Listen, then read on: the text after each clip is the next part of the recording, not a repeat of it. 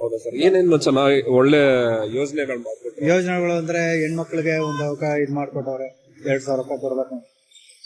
ಅದರಲ್ಲಿ ಕೆಲವ್ರಿಗೆ ಒಳ್ಳೆ ಅನುಕೂಲ ಆಗದೆ, ಮತ್ತೆ ಅವ್ರು ಮಾಡಿರೋದು ಸ್ವಲ್ಪ ಪರವಾಗಿಲ್ಲ. ಇನ್ ಮುಂದೆ ಜೀವನ ಇನ್ನೂ ಚೆನ್ನಾಗಿರ್ಬೇಕು. ಓಕೆ.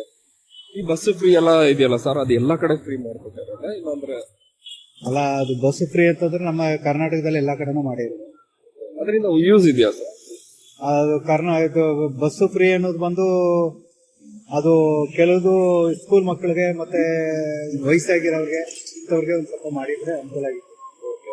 ಇವರು ಪ್ರತಿಯೊಂದು ಎಲ್ಲದಕ್ಕೂ ಮಾಡ್ಬೋದ್ರಿಂದ ಎಲ್ಲ ಸ್ವಲ್ಪ ಅದರಲ್ಲೂ ಸ್ವಲ್ಪ ತೊಂದ್ರೆ ಇದೆ. ಸೊ ಈ ಗ್ಯಾರಂಟಿ ಯೋಜನೆ ಬಂದ್ಬಿಟ್ಟು ಅದೇ 2,000 ರೂಪಾಯಿ ಅದೆಲ್ಲ ಕರೆಕ್ಟ್ ಆಗಿ ಎಲ್ಲರಿಗೂ ಸೇರ್ತಿದೆ ಅನ್ನಿಸ್ತದೆ ನನಗೆ. ಅದು ಕೆಲವ್ರಿಗೆ ಎಲ್ಲಾರ್ಗು ಸೇರ್ತಾ ಇದೆ. ಅದರಲ್ಲಿ ಅವ್ರ ಡಾಕ್ಯುಮೆಂಟ್ಸ್ಗಳು ಅದು ಇದರಲ್ಲಿ ಒಂದ್ ಸ್ವಲ್ಪ ಪ್ರಾಬ್ಲಮ್ ಇರೋರಿಗೆ ಸಿಗ್ತಾ ಇಲ್ಲ. ನೀವ್ ಯಾವ ಊರು ಸರ್? ನಾವು ಉಕ್ಕುಲ್ಗೆರೆ ನರಸೀಪುರ ತಾಲೂಕು. ನರಸೀಪುರ ತಾಲೂಕು ಸರ್. ಅಲ್ಲಿ ಯಾರು ಇರೋದು? ಅಲ್ಲಿ ನಮ್ದು ಎಸ್ ಸಿ ಮಾದಪ್ಪ ಅವರು ಹೌದಾ ಸರ್? MLA.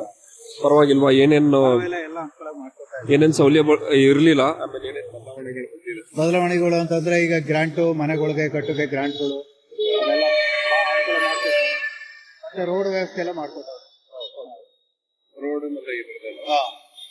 ಇವಾಗ ಅಲ್ಲೆಲ್ಲ ಬಡ ಮಕ್ಕಳಿಗೆಲ್ಲ ಒಂದ್ ಸ್ವಲ್ಪ ಕೆಲ್ಸಕ್ಕೆಲ್ಲ ಅನುಕೂಲ ಮಾಡ್ತಾರೆ, ಎಜುಕೇಶನ್ ಮಾಡಿ.